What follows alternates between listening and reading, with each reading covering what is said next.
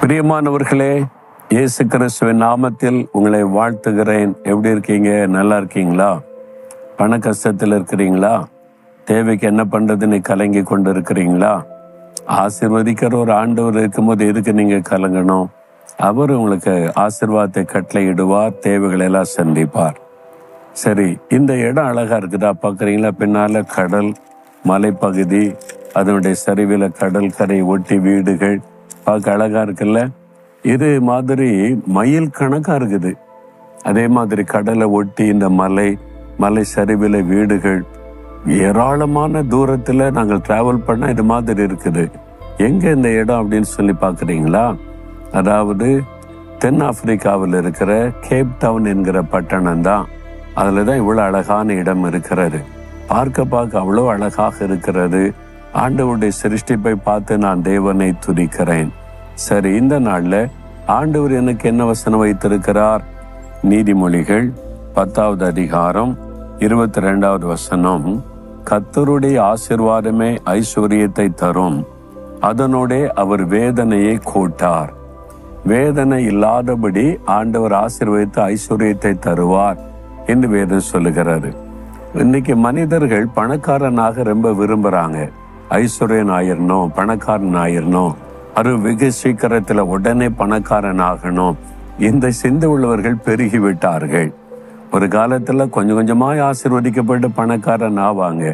இப்ப அப்படி இல்ல, உடனே பணக்காரன் ஆயிரணும்.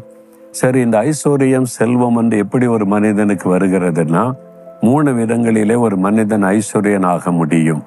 ஒன்று, தகப்பனார் பெரிய செல்வந்தராக இருந்து சொத்தெல்லாம் சேர்த்து வச்சிருந்தா, தகப்பனாருக்கு பிறகு மகன் பாருங்க ஒரே நாள்ல பெரிய கோடீஸ்வரன் ஆகிருவான். ஏன்னா தகப்பன் சம்பாதிச்சு வச்சிருக்க சொத்து இவர் சம்பாதித்தது இல்லை, அது தொடரும், அது ஒரு ஐஸ்வர்யம் கிடைக்கும். அதனாலதான் சிலர் உடனே பணக்காரன் ஆகிர் விடுவாரு. இன்னொரு காரியம் இருக்கிறது, அது பிசாசு கொடுக்கிற ஐஸ்வர்யம். நீங்க பாருங்களேன், லஞ்சம் வாங்குறது, ஊழல் பண்றது, கலப்படம் பண்றது, ஃப்ராடு பிஸ்னஸ் பண்றது, பெரிய பணக்காரன் ஆயிடுவான். வீட்டுக்கு மேல வீடு கட்டுவான், கார் வாங்குவான், பெரிய செல்வந்தன் ஆயிடுவான். அதை பார்த்த உடனே நிறைய பேர் காசை நம்மளும் அப்படி ஆயிரணும்னு சொல்லி, அது வேதனை. அதுல ஆசீர்வாதம், உண்மையான ஆசீர்வாதம் இருக்காது.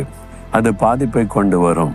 ஆனா தேவன் கொடுக்கிற ஆசீர்வாதம் இருக்கிறது. அவர் கூட ஒரு மனிதனுக்கு ஐஸ்வர்யத்தை தர முடியும்.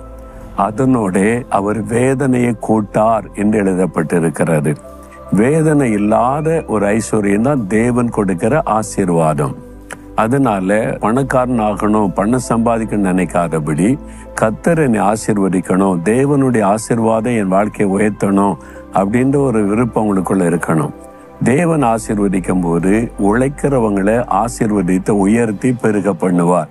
இதுதான் கர்த்தர் கொடுக்கிற ஆசீர்வாதம். ஏமாத்துறவங்களை ஆசீர்வதிக்க மாட்டார், கள்ளத்தனம் பண்றவங்களை ஆசீர்வதிக்க மாட்டார். லஞ்சம் வாங்குறது, ஊழல் பண்றது, கலப்படம் பண்ணி சம்பாதிக்கிறது, ஃப்ராடு பண்ணி செய்யறது, அவங்கள ஒருத்தரையும் கத்துறது ஆசீர்வதிக்கிறது அல்ல. அது பிசாசினால் வரக்கூடிய ஆசீர்வாதம். பிசாசும் ஆசீர்வதிக்க முடியும். சாத்தான் வந்து உலகம் அதனுடைய சொத்தெல்லாம் சாத்தானுக்குள்ள இருக்கிறதுனால, சாத்தானும் செல்வத்தெல்லாம், பொருள், செல்வம், புகழ், அதெல்லாம் சாத்தான் தர முடியும். ஆனா உன்னுடைய வாழ்க்கையில நிம்மதி இருக்காது.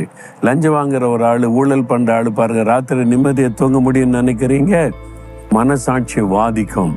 எப்ப என்ன நடக்குமோ, அதிகாரிகள் வந்துருவாங்களோ, சோதிப்பாங்களோ, அரெஸ்ட் பண்ணுவாங்களோ, இந்த பயத்திலேயே குடிச்சு போதையில் தூங்குறவங்க தான் நிறைய பேர், அல்லது மாத்திரை போட்டு தூங்குறவங்க நிறைய பேர், ராத்திரி எல்லாம் தூக்கம் இல்லாம தவிக்கிறவங்க தான் நிறைய பேர். வேதனை. ஆனா சமாதான நிம்மதியா இருக்கணும்னா அது தேவனிடத்திலிருந்து ஆசீர்வாதம் வரணும். அப்ப நம்ம நியாயமா நீதியா நடந்தால், கடினமாய் உழைத்தால், உழைப்பிற்கேற்ற பலனை கொடுத்து தேவன் ஆசீர்வதித்து கொஞ்சம் கொஞ்சமாய் நம்மை பெருக பண்ணுவார். அதுதான் உண்மையான ஆசீர்வாதம். கர்த்தருடைய ஆசீர்வாதம் வந்துட்டா கடன் பிரச்சனை மாறிடும், வறுமை நீங்கிரும். அன்றன்றைக்கு நமக்கு எல்லா தேவைகளை குறைவில்லாமல் தந்து நடத்தி கொண்டே இருப்பார். இந்த ஆசீர்வாதத்தை விரும்புங்க, அதுக்கு உங்களை அர்ப்பணித்துக் கொள்ளுங்க. எந்த தவறான விதத்துல பணம் சம்பாதிக்கின்ற சிந்தை இல்லாதபடி ஆண்டவருக்கு பிரியமாய் வாழ அர்ப்பணித்துக் கொள்ளுங்க. கர்த்தர் கட்டாயம் ஆசீர்வதித்து உங்களை உயர்த்தி பெரிய உயர்ந்த நிலைமைக்கு கொண்டு வருவார். நம்ம சில உலக பணக்காரர்களை குறித்தெல்லாம் பார்க்கிறோம். அதே அமெரிக்கா தேசத்துல பெரிய பெரிய பிஸ்னஸ் பண்றவங்க, நல்ல கர்த்தருடைய பிள்ளைகள், நீதியா நேர்மையா பிஸ்னஸ் பண்ண பெரிய கோடீஸ்வரங்கள்லாம் இருக்கிறாங்க. அமெரிக்காவில் மட்டும் இல்லை, எல்லா தேசத்திலுமே இருக்கிறாங்க, இந்தியாவில் இருக்கிறாங்க. அதனால நீங்க உங்களுடைய வழிகளை கர்த்தருக்கு ஒப்புவித்து நேர்மையா நடக்க, குறுக்கு வழியில பணம் சம்பாதிக்கிற சிந்தை இல்லாம அவரை விசுவாசிங்க. கர்த்தர் ஆசீர்வதித்து சமாதானத்தோடு கூட உங்களுக்கு ஐஸ்வர்யத்தை கொடுத்து மகிழ பண்ணுவார். ஆண்டவரே, அருமையான இந்த மகளோட பேசி இருக்கிறீங்க. பண தேவையில் இருக்கிறாங்க, வறுமையில் இருக்கிறாங்க. இந்த பண கஷ்டம் நீங்கணும், அவருடைய வாழ்க்கையில செழிப்பும் நன்மையும் உண்டாகணும். நீங்க அவங்களை ஆசீர்வதித்து அவருடைய கையின் பிரயாசத்தை பெருக பண்ணி செழிக்க பண்ணுங்க. இயேசுவின் நாமத்தில் ஜெபிக்கிறோம். ஆமேன், ஆமேன்.